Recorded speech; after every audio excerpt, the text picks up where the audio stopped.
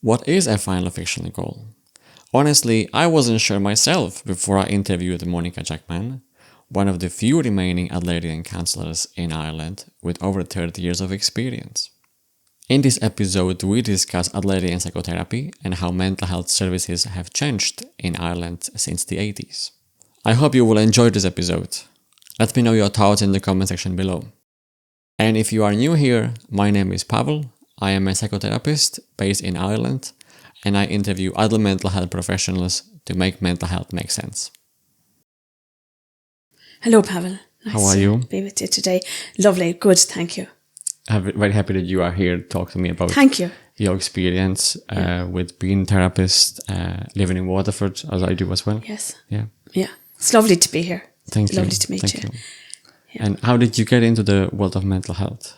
So it was not expected, I suppose. I didn't expect it because my family, as we were talking about outside, were interested in horticulture. My father wanted me to be a horticulturalist. He had a garden and a kind of a semi-garden centre that he wanted me to take over. So I love nature. I love plants. I love all of that. But I felt it wasn't the way I wanted to go. I wanted to do something working with people.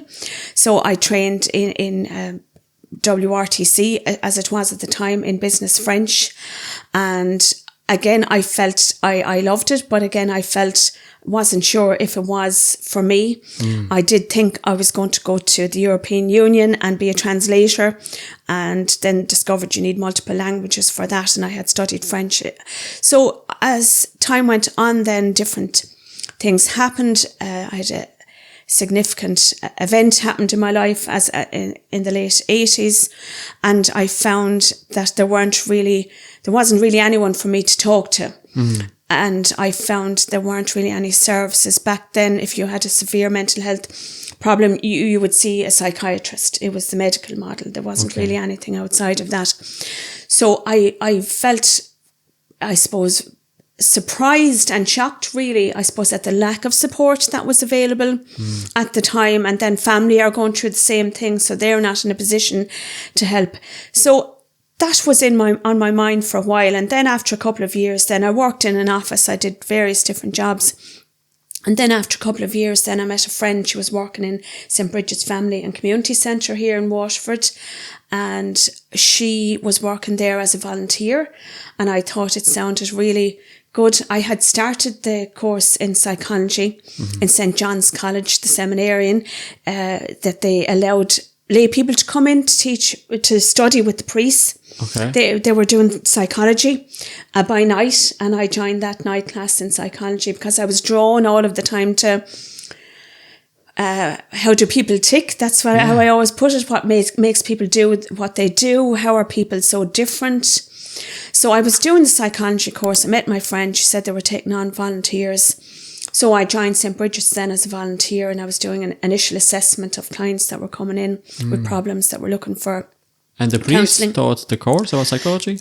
No, there was a lay person that came into the psychology. Okay. Actually, a lady called Colette, she was a psychologist. I think she's from Galway.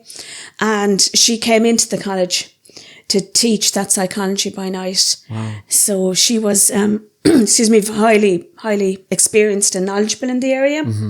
So she came in, and it was an NCEA, which would be the equivalent nowadays of QQI or FETAC. NCEA was the accrediting body at the time. So we got a good qualification at the end of, I did that for 2 years by night.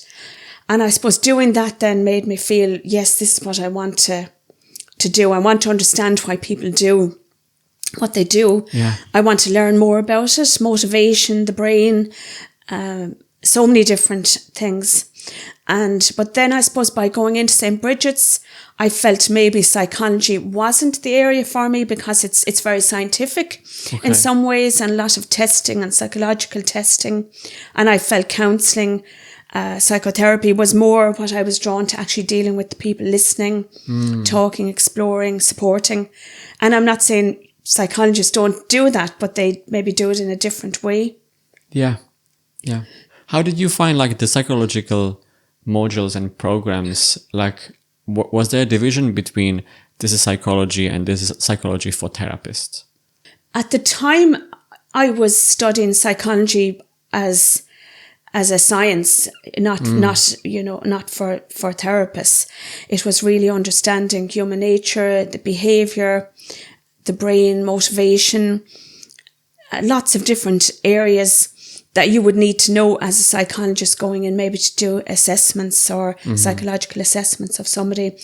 So no, at that time, not really. No, it wasn't geared towards counselling, being a counselling psychologist as such. And then you were in St. Bridget's, working as a volunteer. As a volunteer. So I was there for most of the 90s as a volunteer, and about midway then I realised I wanted to go on and train further in the area, because some people, you would meet them and for assessment, and they would say, but can I see you the next time? And I'd have to explain, I'm not actually a qualified counsellor, I'm just here to do the assessment. I can't see you. And I found that difficult. I wanted to continue. I suppose I felt that if people wanted to come back to me and we'd made a connection, they didn't understand I have to tell all of this to somebody else and start from scratch again. So I kind of said, I think I really want to train in this. So about 94, I found the course. I did the foundation course in personal development in WIT before that, because it's really important before doing a counselling course, or so I was told, and I do believe it, to kind of work on yourself and understand your own motivations and what's going on for yourself.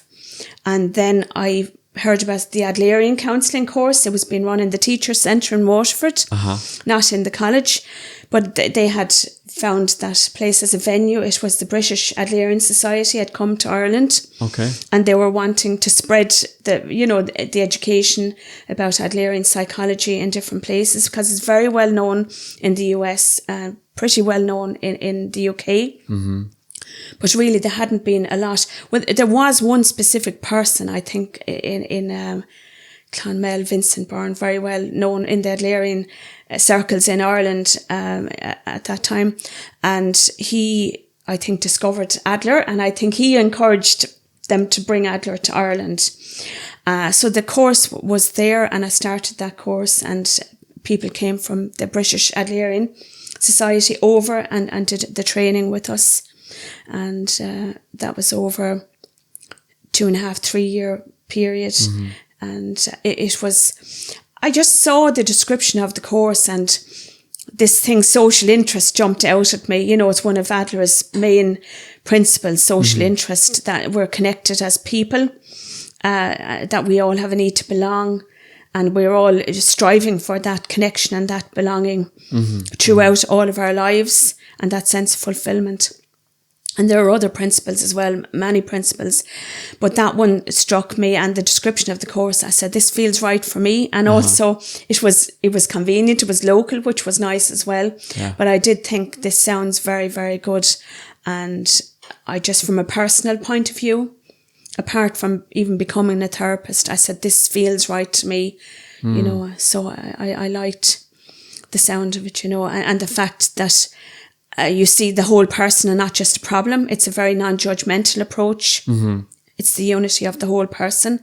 You don't just see the problem. If somebody has a problem, that's all you see. You see the whole person, and the problem is part of a person. It's not the whole. How would you maybe describe the other principles in Adlerian therapy? And there are many, and sometimes people said that Adler didn't have a system, and I suppose that's one of the reasons why people believe he's not as well known maybe as he should have been known in some ways. But there are lots of theories. I suppose he believed that we're very much formed by our childhood, which is, I suppose is very commonly accepted, that we develop our coping strategies for life before we're 5, that we see how the world is, we see where we are in the world, we discover our place in the world. If we're a youngest or an oldest or a middle child, that's kind of our place in the world. And then when we go into other situations later on in life, that's kind of our place. We kind of find our place. It's familiar. And I suppose he believed that we are striving for superiority, not to be higher and better than other people, but that it's one of our basic drives to be better than we are, to find a place that's better.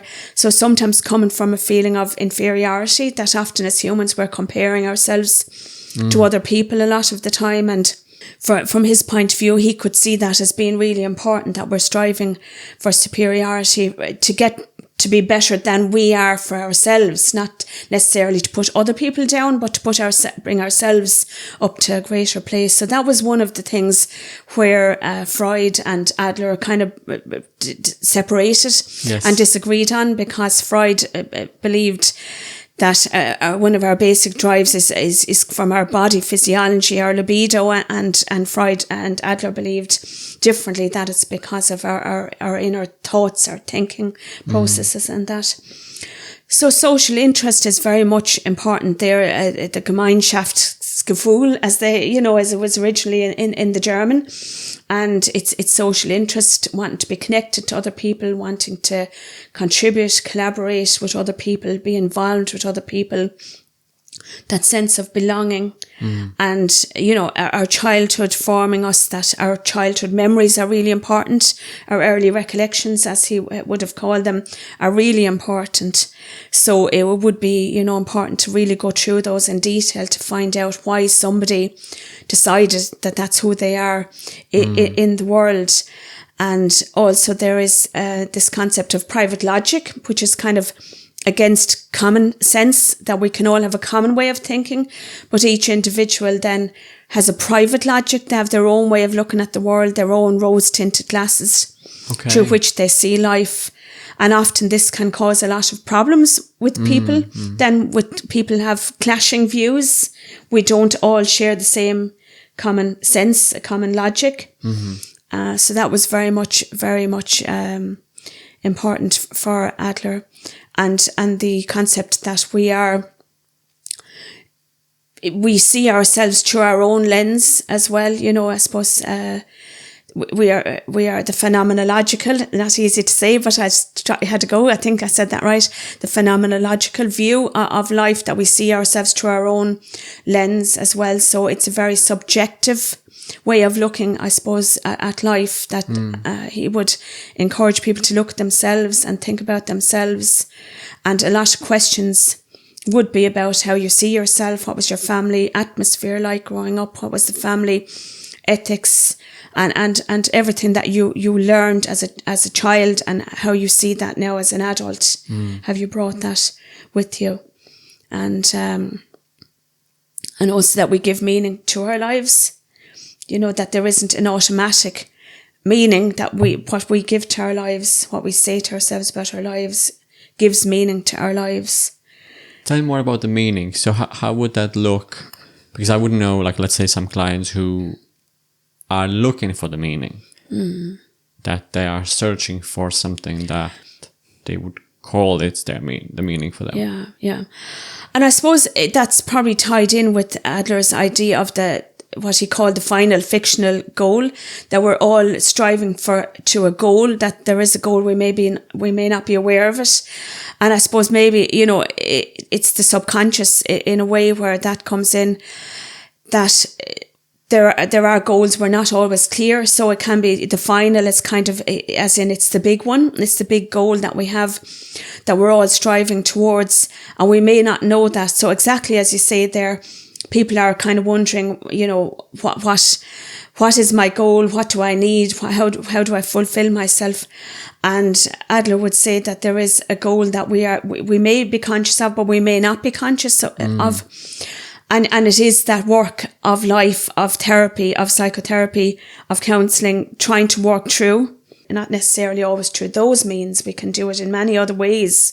But for many, when they come to therapy, it's trying to work out, trying to make sense of the things that often don't make sense, the things that are confusing, the feelings, the drives, the impulses to do different things. And I suppose Adler would say there is a goal there behind that there is the teleology, as he called it. It's kind of the goal in life. So it can be that you can spend your life looking for that and you might never work out exactly what that is. I suppose that's why he calls it a fictional goal. I love the final fictional Yes, goal. yeah. And it's even final. Yes. It almost makes me feel like I need to go and now find this goal I know. that I might have. Yeah, I you know. But the fictional bit then kind of contradicts that, because in a way it may not be a real goal, but it's something that it encourages the person to strive and look and search. So we're always, Adler would say, we're always on this search and this striving to find what will fulfill us and to try and do that. So yes, you would be, you would like to know what is my final fictional goal, of course, but the fictional thing means you might never fully attain it, but you might get some of the way there. I might get some of the way there, but maybe not always. But it's something that's pulling you to strive and to keep working and to keep trying. It reminds me Viktor Frankl's Man's Search for Meaning. Yes. In some way. Absolutely. Yeah. Absolutely. And that's, it is finding meaning in the smallest thing. It just reminds me, our friend Anton, my husband's friend Anton, he was in the concentration camp, and not maybe at the time of Frankl, maybe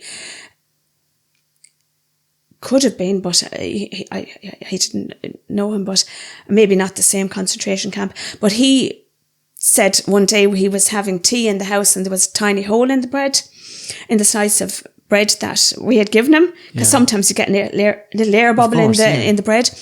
And he said it reminded him of the concentration camp, because you got so little bread on a particular day that if there was a hole in the bread, in the slice that you got, you had less bread for that day. Oof. So just that's, gone off the point there a little bit. Well, maybe not. So I suppose for him then as well, and for Viktor Frankl, I suppose he looked for whatever was there. You look for whatever is there and you look for meaning in that. Yeah. And for Viktor Frankl, I say being able to help other people or keep other people's spirits up was so important. So, you can find meaning in the most unusual circumstances. Yeah.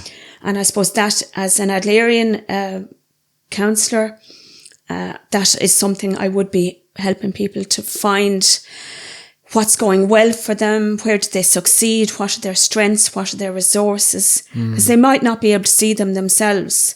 Yeah. And just a helping hand to kind of see, where the resources, where the strengths are, is so important from an Adlerian point of view. Starting with a positive, you don't start with something, if you're meeting in an Adlerian group, you start with something positive. You don't start with the thing that you might think needs a bit of work.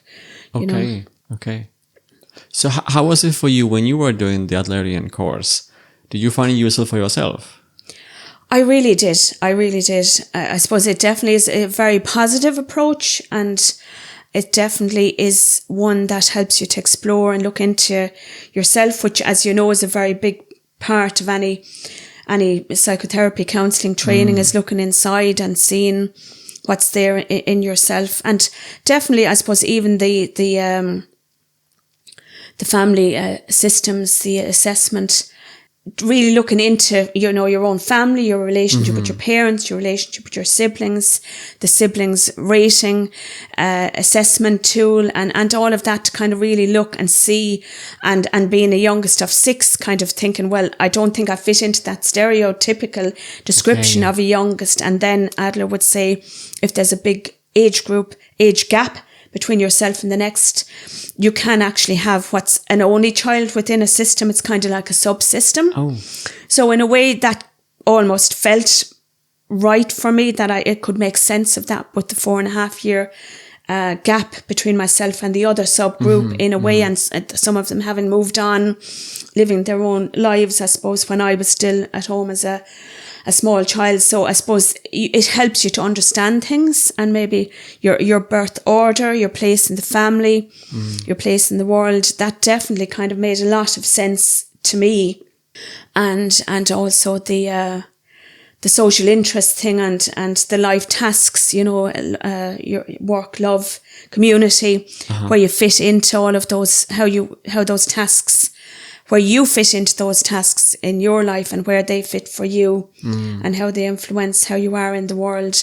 So I found it, I mean, it's a long time ago now that I did that training. I mean, it's nearly 30 years. So, but I mean, I still do remember the impact of it on me, and such a lovely group of people working together, and really fabulous co-tutors that were brought in as well. There were some Irish co-tutors that were training to be trainers for the course, and then there were other supervisors and different people that were brought in from England to help us. Anthea Miller, she's I think she's still working she may not still be working as a lecturer in Cambridge University, but she was had a huge impact on me, a huge influence, and very creative person, and always gets, everything out, like play therapy out onto the floor, and very creative in a way that I wouldn't have been myself before, and maybe wasn't for a long time, but very inspirational in that way,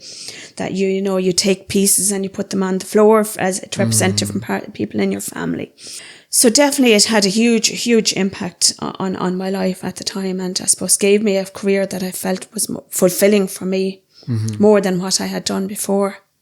How did you find the therapy aspect, for the first time? Let's say when I was doing my course, doing the fishbowls, staying with your classmate, pretending they are your client, or you their client. Yeah. How did you find that? I found it challenging. I found it difficult, because I suppose if you're in a dyad, as we called them at the time, the two, it was easier. Yes. But then in the triad, when you have an observer, it was difficult. It was difficult enough, but I got used to it. It was just new. It was just different, and it was nice to get the feedback. It was very good to get the feedback, because you would get feedback about things that you really would have no idea about, and it was really helpful. Even the way you're sitting, or the attentive listening, to get that feedback as to whether you're doing it well or not well, was really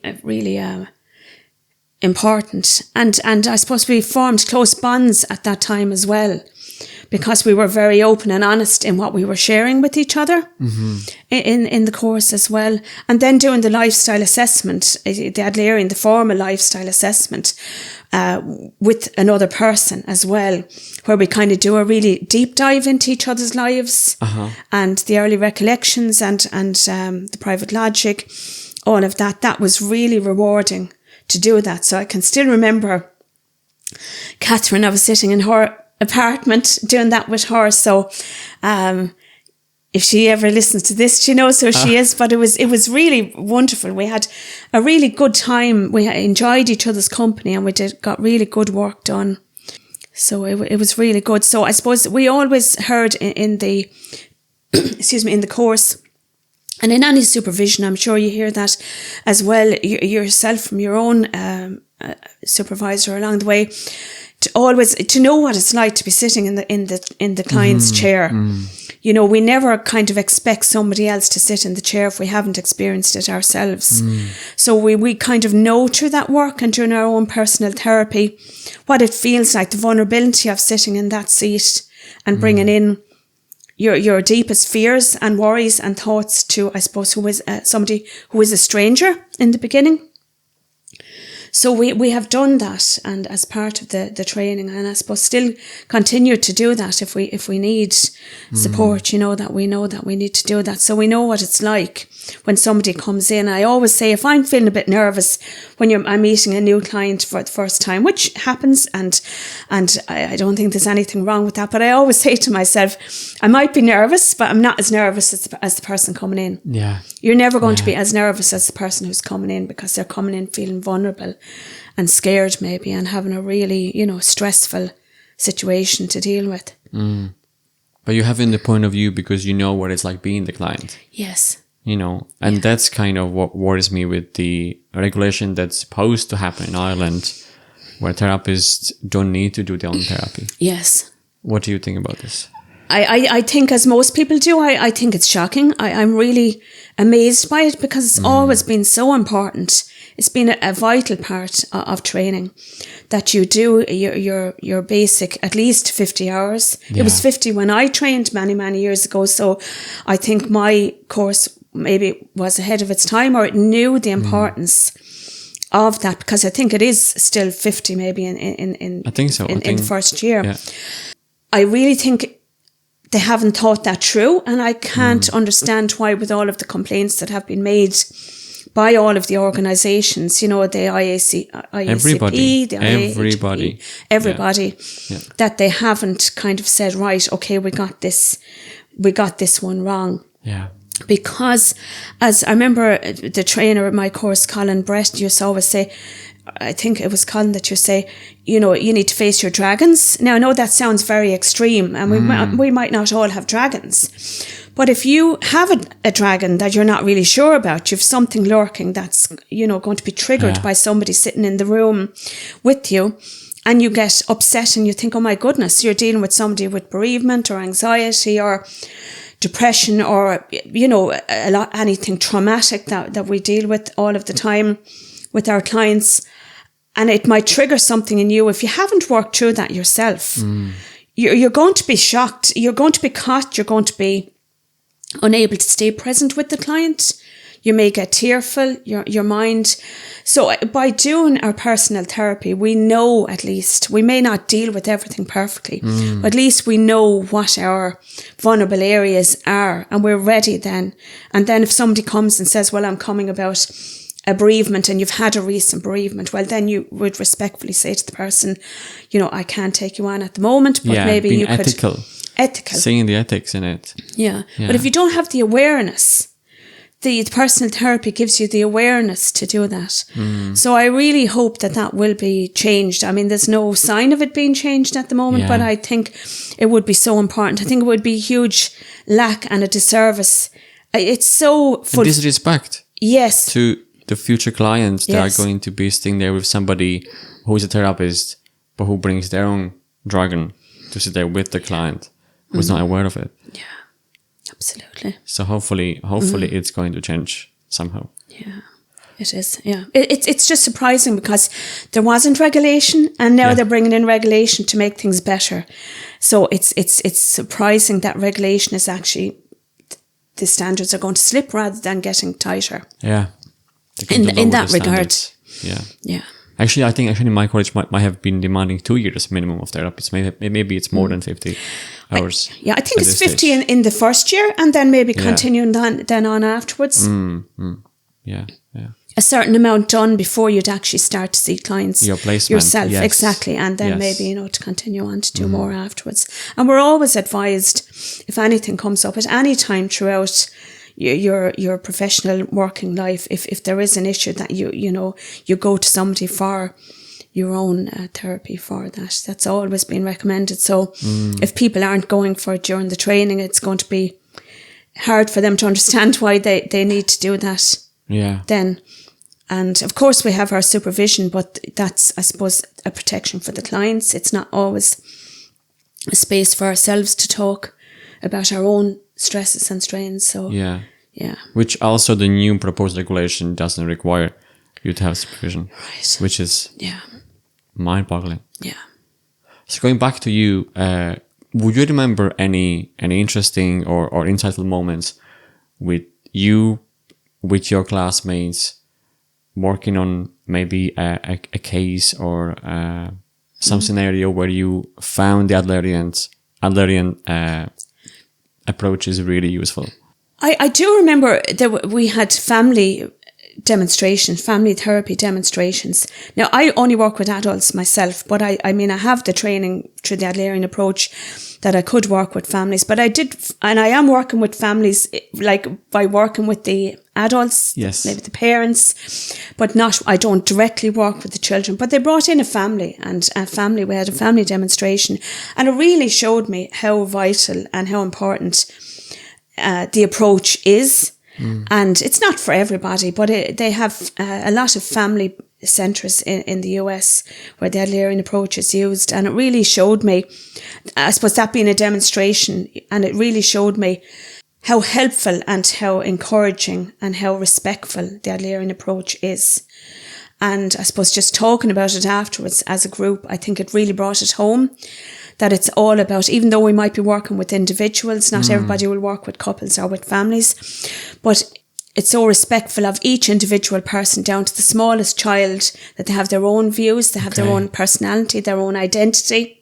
They have their own thoughts, and that's why family meetings are really important in the Adlerian approach, that people come together as families and everybody has a say in what happens. Now, obviously the parents are still the parents, but the children are, their opinions are taken into account, and if there's different things that are going on, that there's a discussion about it, that things are spoken about.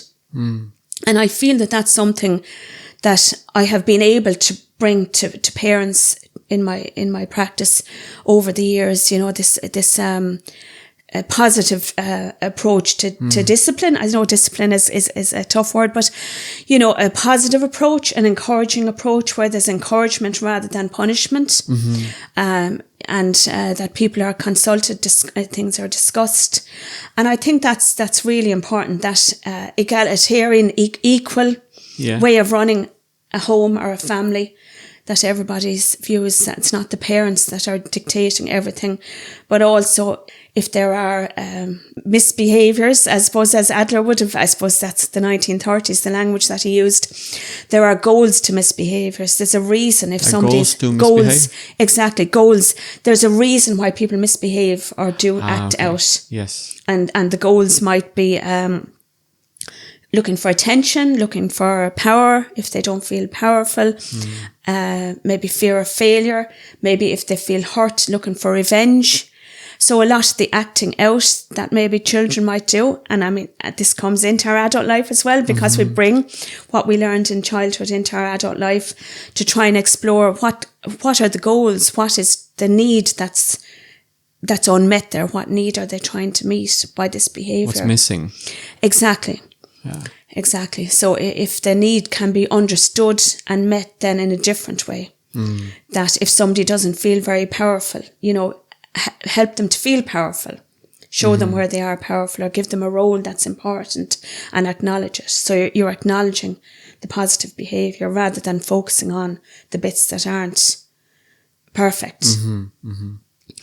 So, and I found, I'm sorry if I didn't answer your question, but I mean, there was so much during that course that really was very profound, and as you know, the working together, and then meeting outside of that. We had a home study group, so we met outside of the course as well, and we really supported each other, because I think everybody was drawn to the course for the same reasons.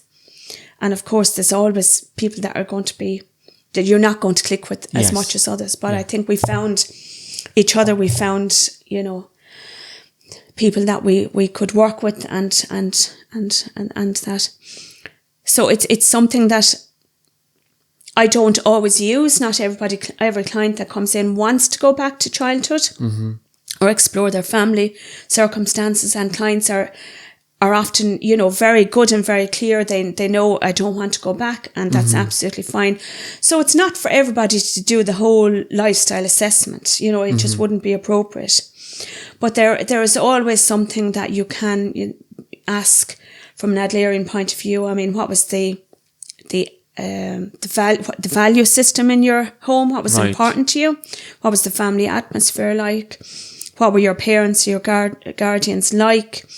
You know, the gender guiding lines. If you're a man, do you follow the man's way of being in the world, or do you say, don't actually like that way of being in the world, I'll actually veer towards being more like my mother, or vice versa. So it's kind of, you know, that the family, the parents, the upbringing is so important from the Adlerian point of view. And yet it's not everything. There is so much more to it than that also. Like? I suppose even from a confidence point of view, Adler had this theory of as if. Okay. And you act as if you're trying to build your confidence or you're trying to be a different way in the world. See. Yes. You act as if, and I know lots of different theories use that in different ways, but I think Adler was one of the first to come up with that theory of as if. So you're not, I suppose nowadays they'd call it fake it till you make it. Yes. And it's kind of like that in a way, but in another way, I suppose it's still an authentic, because I feel it deep down. But I just can't really, I'm not confident enough to show it. But I'll act as if I am until I feel it more truly in myself. Yeah. So it's a little bit, fake till you make it, but in a real way that you're hoping there's a real genuine outcome at the end, that you actually feel that. And also, I suppose there's a concept in solution focused brief therapy, which is the miracle question. And Adler actually had the miracle question.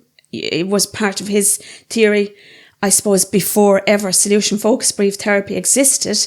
And it was kind of, if you woke up in the morning, and I suppose the solution focused people would say, if a miracle happened overnight, how would your life, what would be there? Right. But Adler had this concept before. If you went to sleep, you woke up overnight. You woke up in the morning, and something had happened overnight. What would be different in your life? How would you like your life to be? So all of these things are kind of part of his theory of personality, the psychology of personality, and how people think, how people behave, how people survive, how people succeed in life. And what can you do to kind of make yourself feel better and have that feeling of, I'm striving. I might never get to perfectionism, but I'm striving. I'm working towards something. It sounds all very practical. It really is. It really is. And I think a lot of people came after Adler. And Adler, as I said there at the beginning, people said he didn't really have a system for his theory. He had lots of ideas, lots of thoughts. He said Adlerian psychology is the psychology of use, not possession. Okay. So it's how you use it, that nobody really owns it. It's important how you use the different theories. But having said that, people came after him. Dreikers came after him, and he set up a lot of the parent-child centres in America using the Adlerian principles. Harold Mozak came after him, and he came up with a lot of systems for going through the lifestyle assessment, the early recollections, the private logic, the social interest. So a lot of people came along and put systems on his work in order to have his work survive. Okay. But he did say that, Adler said that himself, it's common sense. But not everybody has common, sense, but when you share it, as you say, it sounds so, it makes sense. It's doable. It's manageable. Even though there can be a lot of terminology around it. I suppose he didn't want to have terminology in the same way Freud had a lot of terminology for everything. Yeah. He didn't want to label people. He said, I want to see the whole person and not the problem. So in Adlerian psychology, we tend to try not to label people. Even though labels, I suppose, I find in general, because I'm not a pure Adlerian counsellor at this stage, because I trained, that's my main framework that I trained in. But I suppose I've learned lots of different approaches along the way since, and I'd see myself as an eclectic counsellor bringing in the different approaches. But it is very much one that has a lot of common sense to a lot of ideas that can be used, across the board by many people. And when you were finishing the course, did you have to write like a paper or something? Yes, yeah. We had case studies, and we had book reviews, and we had an assignment to write, and I think back then, I think I hand wrote it. I suppose it would be, a big, we don't do that anymore. So I think I can still visualize this huge big document. So we did daily journals and of the days on the course to kind of see what we had been affected by. It wouldn't be a thesis by today's standards, but we did have lots of assignments and lots of case studies to do, and we had an interview, and we had to give in taped taped back then, versions of our sessions, obviously with permission of the clients, that they knew that we were training and that we needed to tape sessions. And if the tape wasn't good enough, if there wasn't enough evidence of good counselling skills on the tape, then we had to go and do that again. And you mean the real little tape that you? I do. Yeah, I mean a cassette tape. Like cassette tape. Absolutely. Yeah. So you had to have your recorder in your session. Yes. And record the sessions and tape them together. Yeah. Wow. Absolutely. Yeah. So you pressed the big button on the tape recorder with the permission of the client, and then hand that that cassette tape in. I would be so afraid that somebody listening to it and saying like how bad I am, with the client. Of course, you'd be very self-conscious doing it. And it was so different because normally it's just you and the client in the room. Yeah. And I always say, now in my agreement now, no recordings will be taken by either person, because it's so easy to record now, and somebody could have a phone in their bag. That's a little bit of my paranoia coming out there now. But, somebody could have a phone in their bag. They could be recording. But I suppose in that case, we knew it was just going to the lecturer that was in charge of the course and the co-trainer that was with him. But it definitely, the spotlight is on you then. You're really very conscious back then, because we're all more used to social media now and doing little videos for social media and things. But back then, it was just unheard of that you would be recording yourself in a session. So you definitely felt very self-conscious doing it, but you understood the need for it. Of course. Yeah. So it was a very, I would say, stringent. I mean that in a good way. It was a very, very good course. It met a lot of high standards. And I suppose the proof of it is that I suppose when I came to go for my accreditation, the course syllabus was accepted as being high enough level for the IACP back in 2004 when I eventually went for accreditation.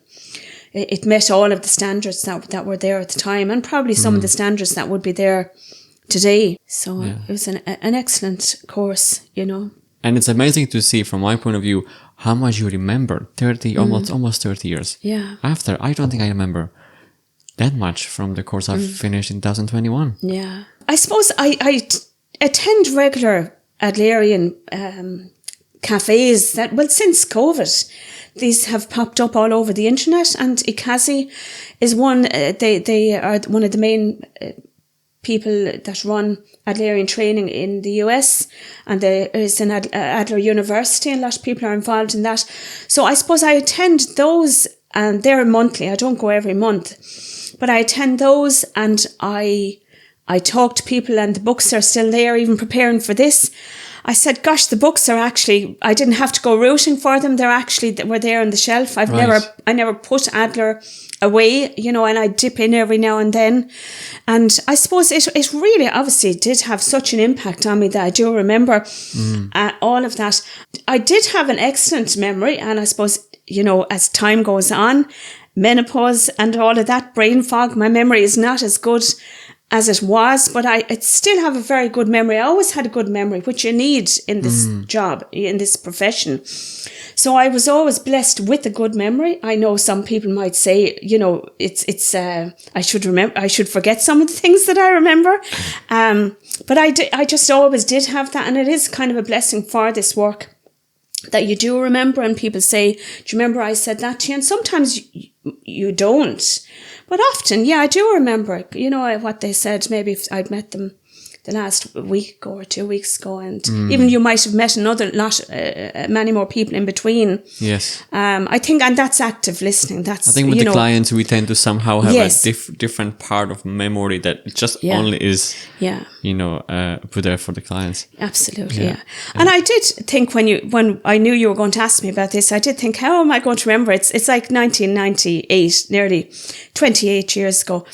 And I did think, how am I going to remember? But I suppose even flicking through the books and that little things will trigger memories and things come back. And I have been in that building since, even though the room that they renovated the building. Right. The room that I trained in is no longer there, but I was in there a few times. I was in a choir. We practiced in the same building. And it triggers lots of memories, and you come back in. And one of the ladies that worked there at the time, Neve, she's still working there. She's manager there at the moment, because I've been in there I was in there last year for another course, actually. So I suppose those things trigger memories, and I suppose that same thing happens to our clients. It's kind of a parallel process of what happens to our clients. Things can trigger memories for them, and when they don't expect it. So that's why we have to be very mindful, I suppose, when we're with our clients, that we don't, we allow them to bring what they want to bring, that we're not saying, oh, well, now you were talking about this before and I'm curious about that too much. We have to do that a certain amount. And it's so nice to also hear that you're still in the community of Adlerian therapists. Yeah, absolutely. And the Adlerian network of Ireland is in Clonmel, which is only 30 miles up the road, my hometown, where I'm from. So I would have been involved with them over the years. They run a summer school every year. They've run it every year for 30 plus years. And I think, well, it was a week before. I think it's a long weekend now. It's 4 days.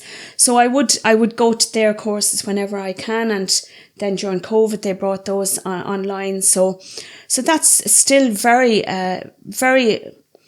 active group in Clonmel, but maybe more so from the parenting point of view. They've run a lot of parenting groups and that, rather than the counselling side, even though the group that I did my training with were part of that Adlerian network of Ireland. But then I suppose due to, circumstances and losing our trainer, he moved to the other side he moved to South Africa. We couldn't continue running the course. So that side, the counselling side of the Adlerian network of Ireland, kind of fizzled out a little bit. But they're still very, very active with regard to parenting and running the summer school every year. And they do a spring workshop and an autumn workshop. So I'm very much connected into the Adlerian, community all the way along. And then, as I said, with Ikazi and then the British Adlerian Society, then running online things over COVID and still continuing on to do that. So it's a refresher. Can I ask you, are you still seeing some of the classmates from your course in Waterford or somewhere else? I haven't in a long time. There was some connection for a while. At the moment, currently I would say no. There's one or two that live around here that I might bump into and just see them, say a casual hello, but we're not meeting from an Adlerian point of view so much.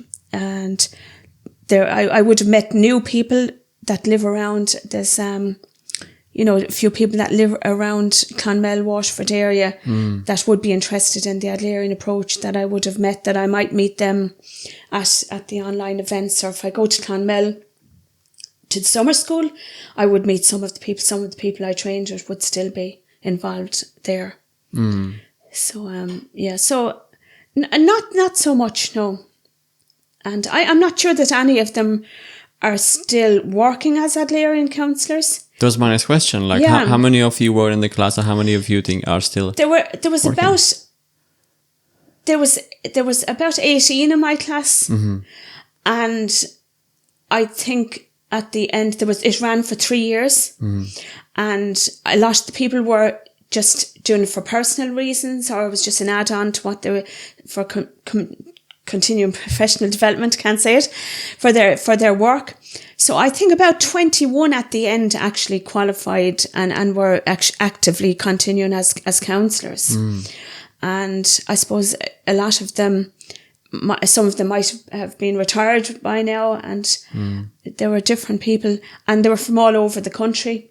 It's hard to know. It is a pity. We did keep the IIACP, which was a bit confusing, with the Irish Institute of Adlerian Counselling and Psychology.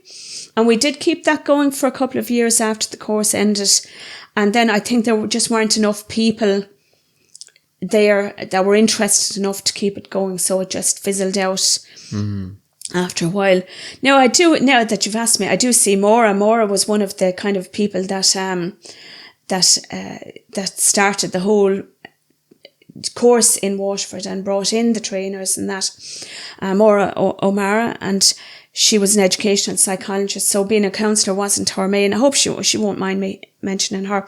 She was one of the leading lights, I suppose, really, in the Adlerian community in Waterford. So I would bump into Maura occasionally, and we would have good chats about the old days and the course and that, because we did a lot of work at the time. We formed a limited company and everything to keep it going for the Adlerian Society and Irish Institute of Adlerian Counselling and Psychology, and it just fizzled out eventually. So I suppose there isn't that framework there.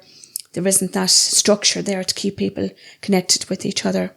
And I have looked for people online to see if I could connect with people on social media, and just not everybody is on social media, so I haven't been kind of able to do that. So ICASI is marvellous, and you know, to be able to have that connection online and the Adlerian Network of Ireland then.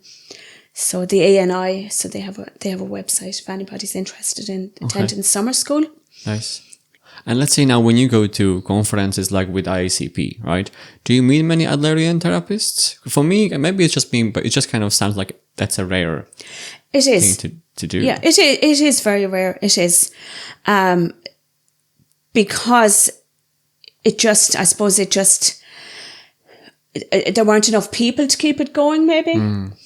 And I don't actually, you know, I know Michael in Dungarvan is very active. My supervisor, hello Michael. Yeah, right. Michael Fitzgerald, and we didn't train together. I think Michael may have trained with the UK directly, possibly. So we didn't train in the same course. And I mean, I know his face well. I've seen his many places. I don't think we've spoken, I think, but on the phone maybe, but I'm not sure. I think I have met him maybe once or twice. But no, it's not very common. It wouldn't be very common to meet an Adlerian counsellor at an IACP meeting. It wouldn't. No. Yeah. And in fact, at times I don't even say I'm an Adlerian counsellor, because some people find it confusing. I just for a while. And I mean, you know, talking to you about it and getting ready, preparing for this, it's kind of revived a bit of the spark in me. I think, well, why not? I suppose some clients kind of find it a bit confusing, and what does that mean? And then you know, but I think it definitely, it isn't that well known, which is a pity. And even though, as I say, it's very well known in the US. Yeah. And there isn't any training there for it in Ireland at the moment, apart from possibly the Institute of Technology in Clonmel. They ran a certificate course in Adlerian counselling, not to train you as a counsellor. There was no qualification at the end of it, because my course was a diploma course, but they did a certificate course just for people for their own personal reasons. And I'm not sure whether that's still running, but that was running for a long time in Clonmel. And maybe there's a group up near Dublin. I think they maybe do some training as well. Dave, I think they may do some training, but it's there's no formal training to become an Adlerian counsellor or psychotherapist currently in Ireland, to the best of my knowledge. So it isn't well known. So I try and fly the flag for Adler. Yeah. And if I was to ask you about a fictional goal, which is not the way how it was framed, but like, are you hoping that one day there will be a comeback of Adlerian courses in Ireland? I think it would be marvellous. I think it would be wonderful, and I don't see any reason. There's no ethical or reason. There's no not ethical, but there's no theoretical reason. I don't see why it shouldn't have a place. I think it would be great. I suppose it's just really to get the people that know enough about to do the training. And as was happening at the time, trainers were being trained to take it over from Colin, but that never actually happened. So I suppose you would need somebody to come along and decide to take that on. I think it would be wonderful. But I suppose in some ways I see the Adlerian approach active in other approaches. I see it in solution-focused brief therapy. I see it in coaching, because it's very much about looking at the positive in a person. It's looking for what's within them, finding their resources, finding what they can use within themselves, if they can identify it, to help themselves. So I see Adler, and people will say that very, very often. Adler is in so many other approaches. His ideas, his theories are there, but he doesn't get the credit for them, because he didn't set up that structure or that system himself for it.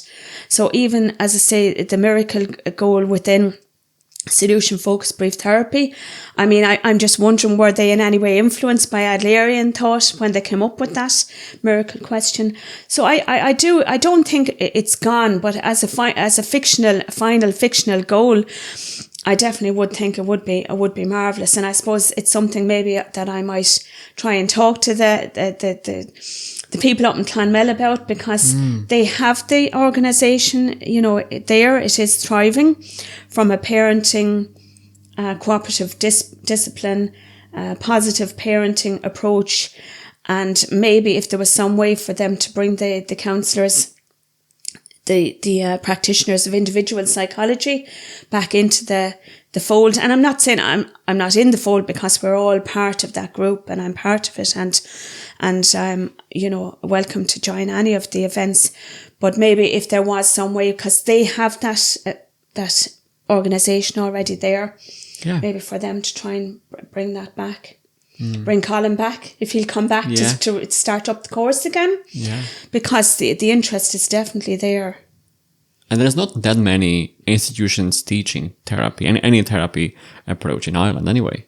I'm not sure about that at the moment. I mean, maybe there isn't. I know there are a couple, but there were organisations, and a big organisation in Cork that used to do it. I'm not sure if they're still training in it, but there are a lot of courses, but yes, you're right, there's not a lot of organisations. So there's room for another one.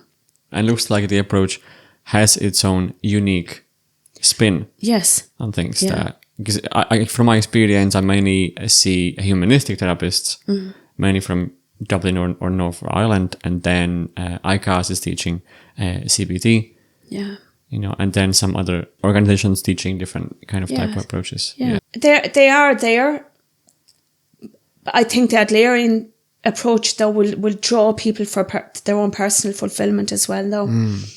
Because there's a lot not to be learned in it about your own self. As happens in every psychotherapy course, it's important to learn about yourself. But there is something very nice. Even when I was preparing for this, I saw, Adler versus Freud. And I suppose Freud being, I've no problem with Freud. I went to visit Freud's office when I was in Vienna, and twice actually, and it was an amazing experience. But I saw, if Freud being described as more objective, that Freud would see himself as the expert, the therapist is the expert, really kind of saying to the client, telling the client what they need and what their issue might be. And they described Adler as subjective, which is kind of more, which is the case. The person looking into themselves and exploring within themselves. And they described the Adlerian approach as a tender-hearted approach. Tender-hearted. Yes. And I really think it is, because it's a very caring, soft approach, which does all of the necessary exploration as well when it's needed. But it's looking for, it's about caring for a person. As many approaches are, but I liked the description of tender-hearted for it. I think it is tender-hearted. It's about, humanity being together, the sense of belonging, how we can fulfill a sense of belonging in ourselves and how help other people with that. So I think it is a tender-hearted approach. And I'm just curious if you want to say, how did your father take it when you didn't want to become a horticulturalist and then you were like, I'm going to be a therapist? He didn't say a lot. I knew he wasn't happy. I suppose the silence maybe said a lot. We can say a lot. Often does. Absolutely. Now, in between that, I went off to I went to study business French. So that was where I went to at the time, when I was leaving school when he had wanted me to go to horticulture and that. So I suppose he didn't kind of understand, possibly. I don't know. We didn't really discuss it, but I don't think he probably understood, because he knew me well enough, obviously. And, you know, there were times over the years that I did say to myself, maybe I should have done that horticulture course, because I love nature. I love being out in nature. I do like planting. I do like getting my hands dirty in the garden. And I do like, you know, watching something, planting something and watching it grow, even though, as you know, it's a lot of it is hard work. I like to do less of it now than I would have before. But so he probably wasn't terribly happy and at the time, because it made sense to him. And I can see now, looking back with an older eye on it, he was right in many ways. I would have been happy with that in some ways, but I just feel this was what was meant to be. This was what was really right for me. I think horticulture wouldn't have been as fulfilling for me. I mean, I think I would have enjoyed it, except for in the winter time when it's cold. I wouldn't have enjoyed being outside and working in the garden, or in somebody's garden in the winter time, or in some polytunnel with the wind blowing outside. So this has been a very fulfilling career for me, and still is. And the privilege of being able to help people to see themselves in a kinder way, to have more coping skills, have more methods of dealing with different situations, and finding reasons to live. I mean, what greater privilege could there be in life? So I don't think my dad quite got it, and maybe never did, even when I was a counsellor. And I don't know that he really understood or got, you know, that it was right for me. But we have to, I suppose, pick our own path in life, you know. And then, because at the beginning you were saying there weren't many services available in Waterford. So when you finished in 1998, did you become therapist after the course, or was it to take a while? Yeah, no, I did straight away. When I finished my course, I knew it was what I wanted to do. There weren't opportunities to go into employment anyplace. The health board weren't employing counsellors. They're only doing that, you know, this has just started in the last year, that the health board are starting to employ counsellors. So I felt the only option that I had was to set up my own business. So I started straight away. I would have had some clients during my training year. I think maybe some of them stayed with me. But I started my own business. I rented a room from Patrick Lee, the acupuncturist. He could still be up there in 19 Thomas Street, not too sure. And I rented a room from him, and he was very supportive, because I wasn't there a lot, because it's very hard to start a business when nobody knows you. We had no social media, you know, we'd no way of getting our name out there, except unless you put an ad in the paper, you know. And so I started there. Very few hours, I suppose, in the beginning, and just built and built and built over time. I wrote to the doctors. I probably did put a small ad into the paper, even though somebody said, be careful how you do that, because you're going to be beside C for carpenter. You're going to be in with you know, no offence to carpenters, nothing wrong with carpenters, but there was no section for professionals, so you might not be seen. So it was very difficult back then to get established. So you were ringing organisations around and, you know, trying to contact people if somebody was going to St. Bridget's and they didn't want to continue there and they wanted to see somebody privately. So it was trying to put out feelers like that all of the time. And then eventually I decided to move home, because it was just more convenient and to work at home. Because if you've an hour or two between clients, you're in town and you're kind of waiting for the next client to come. So at least if you're at home, you can be doing other things. So I started working in my home office a long time ago. I can't remember how long ago now. Long time ago. And it's been working out very well for me. Is it a bit more typical maybe for therapists in the UK and Ireland to work from home? I think so, because we don't have the centres. Now, even though St. Bridget's was there, it was a very new centre at the time. But I don't think we have the centres in the same way in the US. They have a lot of family centres. It's a more normal thing for them to have.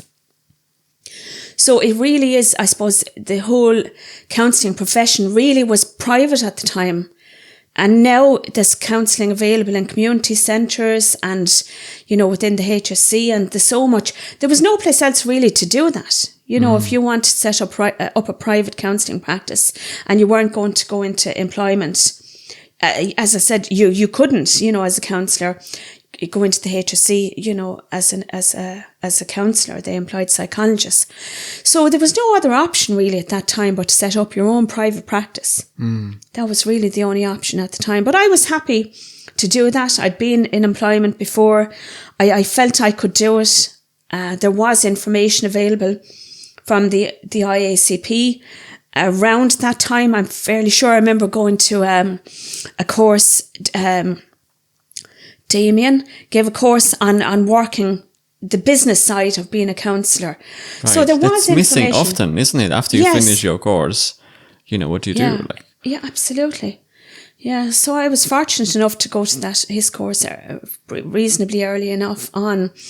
And there really isn't that business side maybe could be incorporated into the counselling course in some way, some kind of guidance. And I know there are some people now that are working as mentors for people setting up businesses, and I would do that myself. Right. You know, if somebody wanted help and advice about how to set up, and I have a qualification in the coaching area for the ethics and practice of running a coaching business. And a lot of that would apply to a counselling business.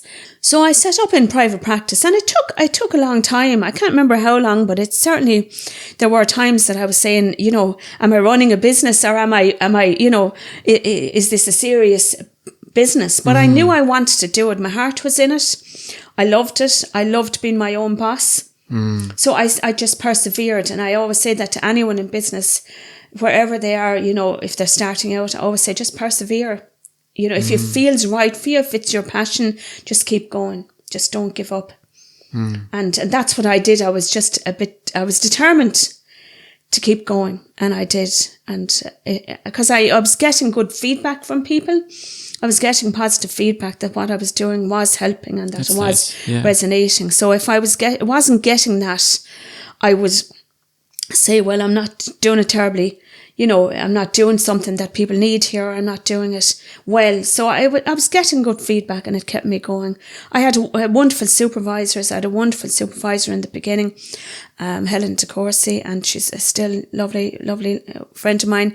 And she was wonderful in the beginning. I was blessed to have her. Well, she wasn't my first supervisor because I was a supervisor with the course, but she was my first supervisor when I finished the course after private practice.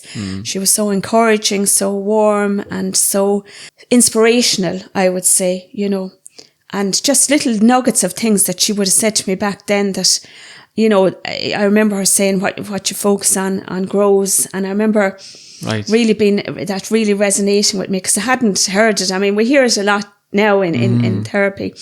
But I suppose I remember her saying that to me, and I was kind of, oh, wow, really?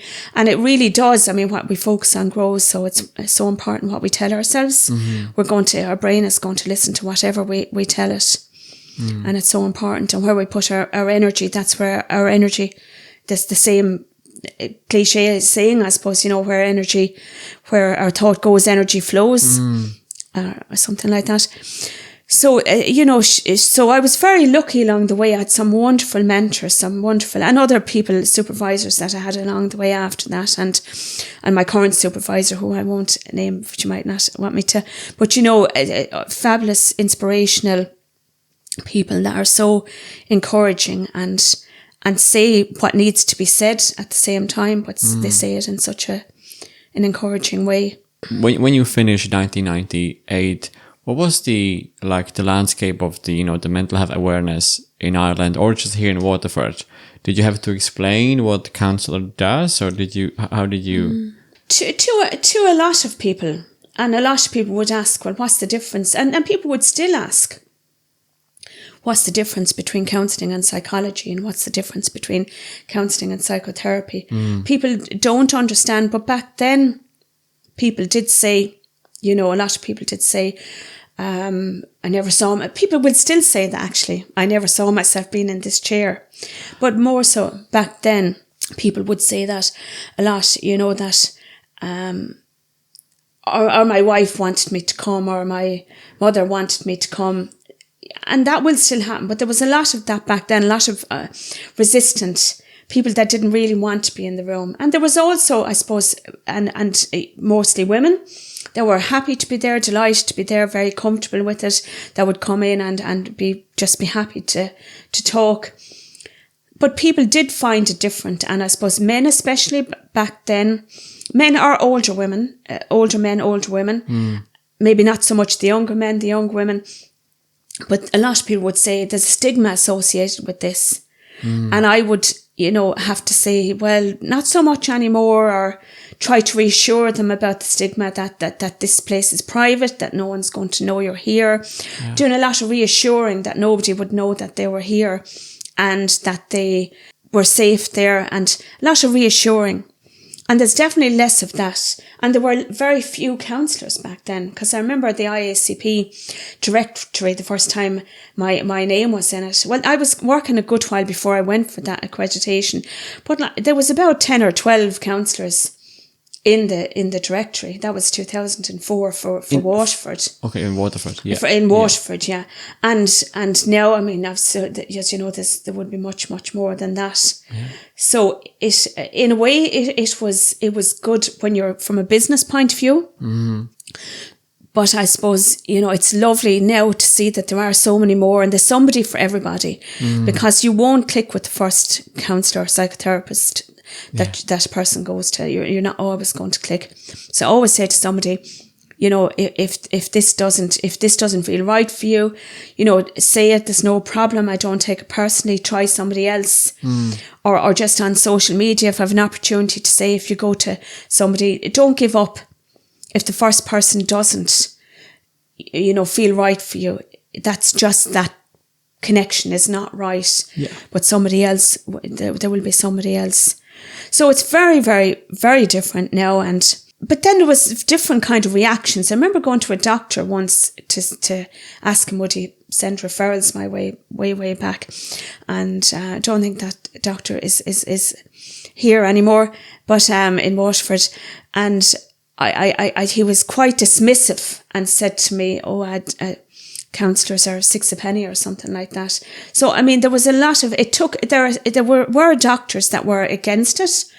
They saw us as interfering, possibly. Interfering with? In their work, that really we weren't qualified enough, that people should be going to them. Now, that's a very small number, I would say, because the most part, I had a lot of encouragement, a lot of referrals from GPs over the years.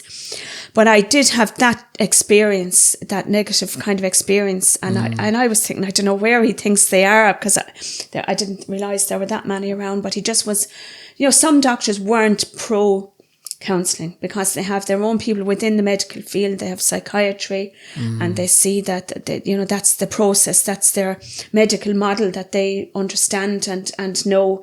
But I think doctors now are more, certainly a lot of doctors are more understanding, they understand the benefit of having that space to sit in a room with somebody and just be listened to, because they don't have the time to do that for the most part. It's not their job. It's not their job to, you know, you don't see a GP weekly for 6 months or a year, you know, for an hour. Yes, exactly. You know, how could you? Yeah.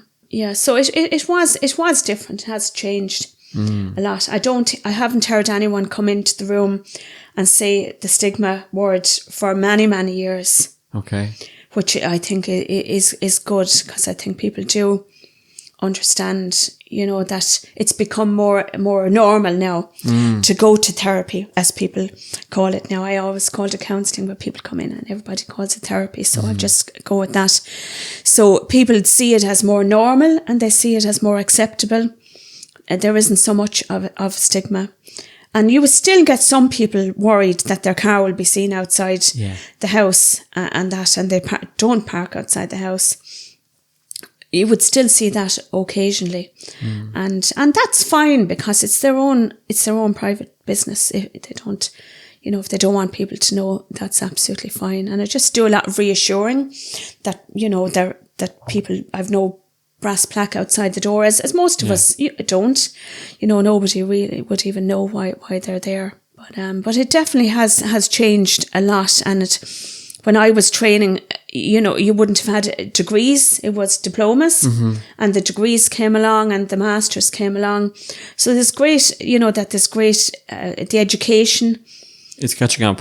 Yes, yeah, absolutely. Yeah, absolutely. It's kind of, you know, equal with the other kind of standards of training in other areas. And then you've done the coaching course with Neuroscience. Yes, yeah. I studied with a Positive Success Group. They're based in Dublin. During COVID, it was my pandemic project to keep me sane, and it did. It was brilliant. It was an intensive 6 months with lots of continuing professional development going on after that. And the accreditation is with the World Association for Coaching with Neuroscience, and I'm accredited with them. And so that was a really great course, very intensive course again, and kind of was a great refresher on active listening skills and a lot of things that I was doing all of the time, but I suppose it was a refresher on that.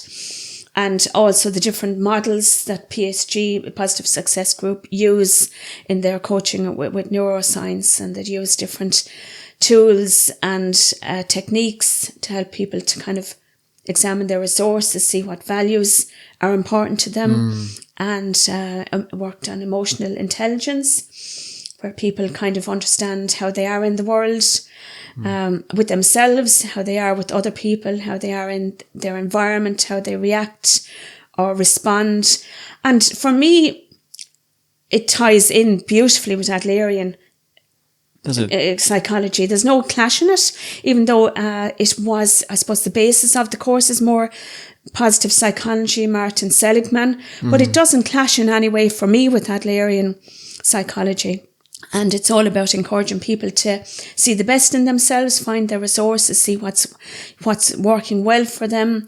How can they, like solution focused brief therapy, what's working for you? How can you do more of that? So I really enjoyed that course, and I came away with the diploma in coaching with neuroscience, and also a QQI in the ethics and practice of coaching, because that was an add-on that we could do if we wanted to do that at the end of the course. So I did that.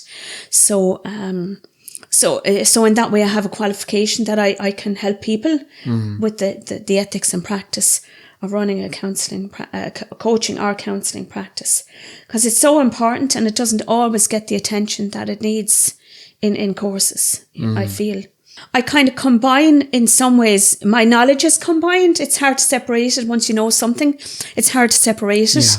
But I do operate, I do my coaching work separately. So I work as a coach with neuroscience, and it examines the brain-body connection, or explores for the client that they understand, they have self-awareness about the brain-body connection, what they're saying to themselves, what neurochemicals are being activated.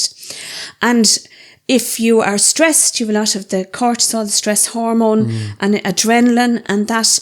And if you're with people that you feel good about, that you're enjoying a shared process, even like today, there's oxytocin, the relationship, the connection hormone, there's a connection there, the dopamine, the serotonin, the feel-good chemicals.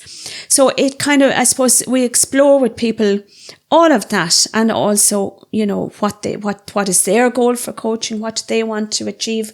And I can use a lot of those tools and techniques in my counselling work.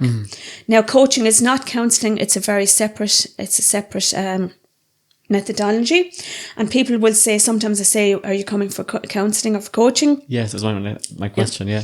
And sometimes they might say, I like both, because they see I'm coaching and counselling. Yes. They think I do both. And I explain to them it's a different approach. It's a different structure. There's more of a structure to coaching. Okay. There might not be as much of a structure to counselling, because first and foremost, counselling, psychotherapy is the space for somebody to talk. It's their space. And in the way that I was trained, every approach is different. And I would explain to people that, you know, I can use some of the coaching tools if they're appropriate, and I do in the counselling, but if they don't clash, I mean, if you're working on values, we work on values in counselling always anyway. Neuroscience has come into counselling for, I'd say, the last 10 so years. So a lot of it doesn't, if it doesn't contradict or it doesn't interfere or it's not, there's no problem with bringing those kind of tools into the counselling setting. So I feel the coaching training has enhanced my counselling work in a major way. And it has kind of changed me, I suppose, in a way that sometimes you can get caught up in the story with somebody. Sometimes you can go to that place, even though we know in our training not to do that. You can go into that place of sadness, or if somebody's stuck, if you can go into that stuck place with them, you're not really helping them. Okay. You know, so, you know, you obviously you're there with empathy, but sometimes if you're not drawing from the person, well, how did you cope with a difficult situation like that when you had one like that before? And then if you ask them that, they say, oh yeah, I had a difficult situation before and I did this or I did that. You're drawing out their strengths, you're helping them in their strengths. So the coaching and the counselling for me work very well together because I'm trained in both. It was something I was looking for. I was looking for a coaching course for a while. I was always interested in neuroscience, and the coaching with neuroscience came along. I said, this is perfect. So I was really delighted that I did that course. So thanks to Maureen Hewitt and everybody at PSG. It was great experience for me. And Monica, you have been appearing on national radios and radio shows. And when did it start with you being kind of asked to talk on the radio? This happened, I'm not really sure, maybe 2022. I was part of a women's group. That was an online women's group because of COVID. Women's Inspire, Samantha Kelly ran that group at the time. And there was another lady in that group that had a show in Athlone Community Radio. So I wasn't national. I don't think I've been national, quite national and maybe yet. Local then. Local, right, yeah. Okay. But so she invited me onto her show. And I was on there. She usually would have coaches on, Self-Love with Sharon Dooley. Hello, Sharon, if you're watching. And she invited me on, and she would normally have coaches on different topics, things that were topical at the time. So I was on her show a good few times. And then I was interviewed for the Irish Times at one point, I think thanks to the IACP. And I had... That's national. That is national newspaper. It sure is. Yeah. And so I was contacted then by, I think was it Meath FM? I was on their show because they wanted to talk about that article that I was interviewed in the Irish Times. In the Irish Times for.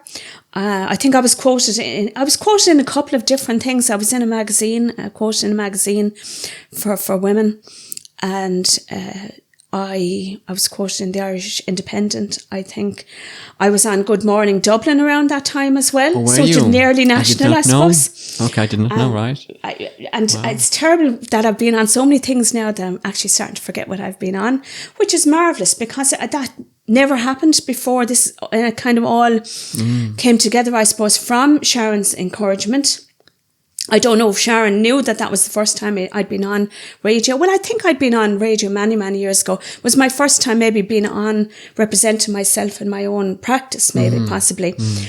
So I was on there. I was, as I say, on a magazine. I was quoted in a couple of magazines, I think, and different things like that. So that was great to try and get the word out. Now, it's nice to get recognition. It's nice to get validation. That's all wonderful. And people, not everybody might believe me, but I really wanted to share the word or the message, you know, of whatever I have to offer about reducing anxiety, building confidence, believing in yourself. I mean, the number of times I say to people, believe in yourself, the number of people I meet that don't believe in themselves. And it's just, I suppose it's work. We're hardwired as human beings to doubt and to worry and to repeat negative messages from childhood. So I was delighted to be able to to share the education, the knowledge, because psychoeducation is a big part of counselling. I was delighted to share that with other people. And since then, I've been on WLR on the business show with Mary O'Neill a couple of times. I was on last year and the year before.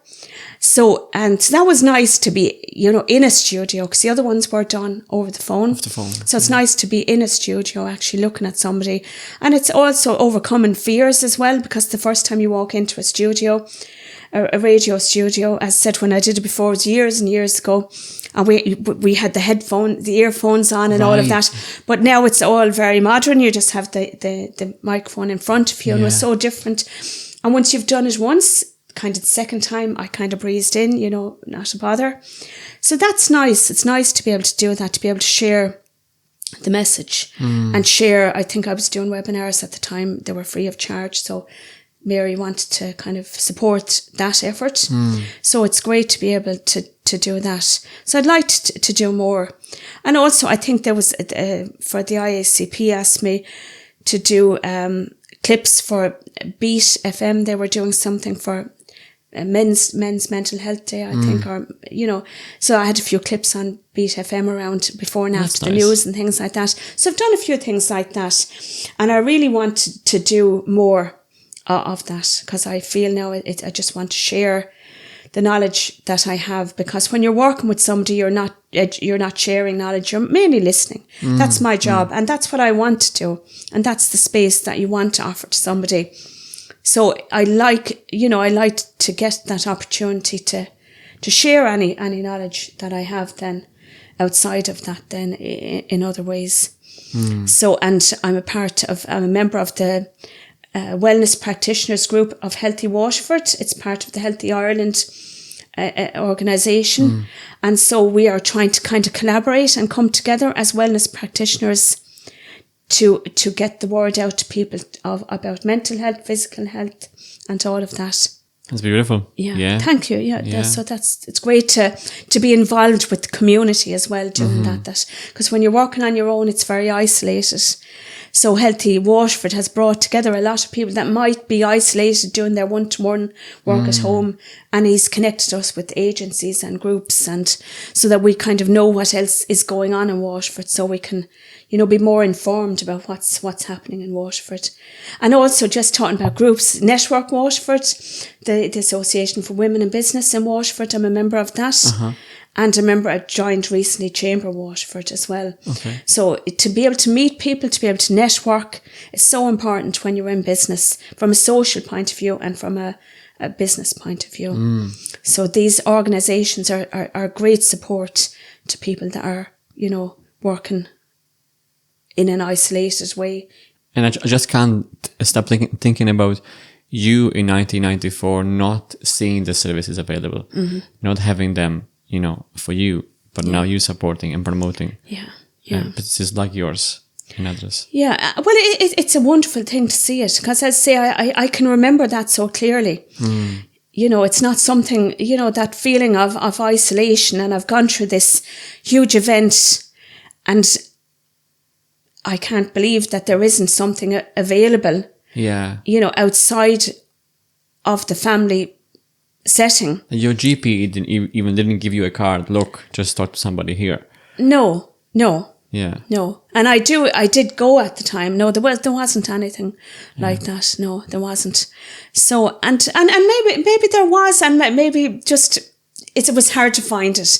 And people say that still it can be hard to find resources. Not in any way as hard as it was back then.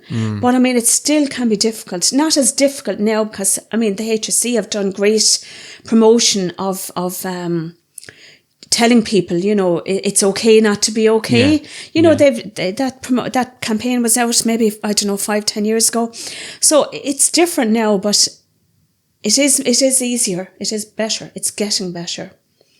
And it was difficult. Excuse me, back then. I suppose back then people went into their neighbours. People went into their aunts and their uncles. I suppose family supported each other more when they could. Maybe there was just a different structure about it. Yeah. But it definitely has improved. a lot from that time. And maybe I say that motivated me to get into that work in a way, to be able to be that listening ear for somebody. Somebody should always have somebody to listen to them, even if it's a stranger. And people will often say to me, well, I know you're a stranger. I hope you don't mind me saying, I know, but you're a stranger. I don't take it. Yeah. I don't take any offense to it. I am a stranger, but I'm a listening ear for them. Yeah. And I can listen. I'm another human being that's there to kind of, listen to bear witness to what they've gone through. And if you want to listen to how Monica works with her clients, watch the next episode. Lovely. Thank you. That's an hour and a half.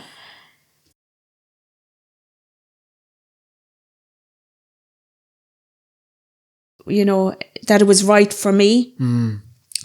But we have to, I suppose, pick our own path in life, Yeah. Yeah. Yeah. Yeah. How are you so far? Good. Yeah. Having fun? I'm not sure if I call it fun, but it is fun. I'm enjoying it. I'm not sure about fun because I'm a little bit nervous about it. Am I answering clearly enough? Oh, yeah. Am I answering? Because sometimes I think I'm going off the point and not really answering what he asked me. Absolutely. Yeah. Yeah. No, it's good. I'm enjoying it. Yeah. Awesome. And yourself, are you okay? Yes. I kind of settled. Good. A little bit. So once we start, I kind of always tend to settle a bit. Good. Yeah. Let me just see if this camera is on. Yeah, because I can't see the red light from my angle, but it's on. Well, yeah. So far, everything. Well, I'm kind of looking at it. I shouldn't be. It's kind of drawing my eye. You can. Yeah. But if I see it go off, I'll tell you. Yeah.